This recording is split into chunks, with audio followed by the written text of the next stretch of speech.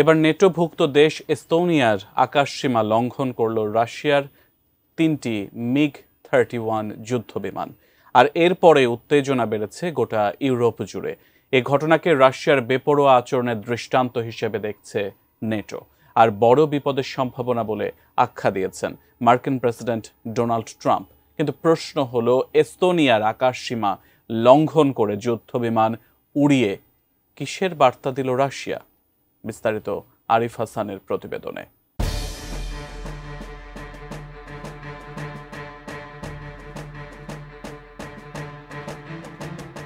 রাশিয়ার 3টি MiG-31 যুদ্ধবিমানের গর্জনে হঠাৎ করেই কেঁপে উঠল ভাইন্দুলু দ্বীপের আকাশ।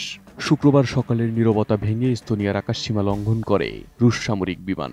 এগুলো মাত্র 12 মিনিট অবস্থান করেছিল এস্তোনিয়ার আকাশে, কিন্তু সেই 12 মিনিটই যেন গোটা পশ্চিমা দুনিয়াকে নাড়িয়ে দিল। ন্যাটো সদস্য এস্তোনিয়া বলছে, এই ঘটনা রাশিয়ার কোনো সাধারণ ভুল নয়, বরং অভূতপূর্বভাবে উস্কানিমূলক পদক্ষেপ। তাদের পররাষ্ট্রমন্ত্রী মার্গুস সাকনা স্পষ্ট ভাষায় বলেন, রাশিয়া এবছরই 4 বার তাদের আকাশসীমা লঙ্ঘন করেছে। তবে এই 3টি যুদ্ধবিমানের একসঙ্গে অনুপ্রবেশ, এটি রাশিয়ার সবচেয়ে সাহসী ও স্পষ্ট প্ররোচনা।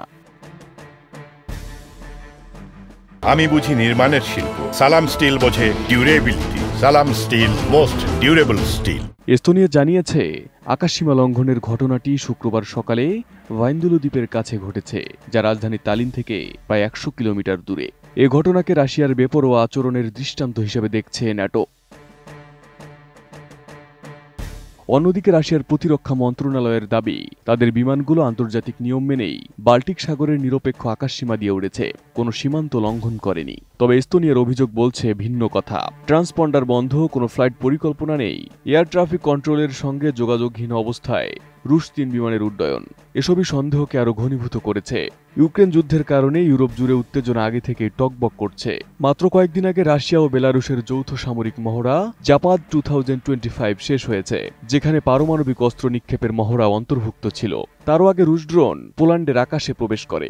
ফলে অনেকেই বলছেন, এটি একেবারেই কাকতালীয় নয়, বরং ন্যাটোর স্নায়ু পরীক্ষা।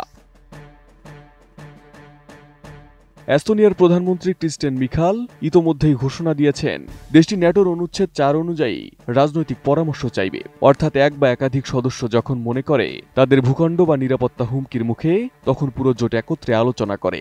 ইতিহাস বলে, এ ধরনের পরামর্শের আবেদন মানেই পরিস্থিতি সাধারণ থেকে ভিন্ন পর্যায়ে পৌঁছেছে। এদিকে একই সঙ্গে ওয়াশিংটনের নীরবতা পশ্চিমাদের মধ্যে নতুন শঙ্কা তৈরি করেছে। মার্কিন প্রেসিডেন্ট ডোনাল্ড ট্রাম্প বলেছেন, তিনি ঘটনাটি নিয়ে ব্রিফিং পাননি, তবে এটিকে তিনি ভালো কিছু নয়, বড় বিপদের সম্ভাবনা বলে আখ্যা দিয়েছেন। আন্তর্জাতিক বিশ্লেষকদের মতে, এস্তোনিয়ার আকাশে রুশ যুদ্ধবিমান প্রবেশ কোনো কৌশলগত ভুল নয়, বরং সরাসরি বার্তা। আর এ বার্তা ন্যাটো, ইউরোপ এবং যুক্তরাষ্ট্র সবাইকে উদ্দেশ্য করেই। Arif Hasan, ATN news.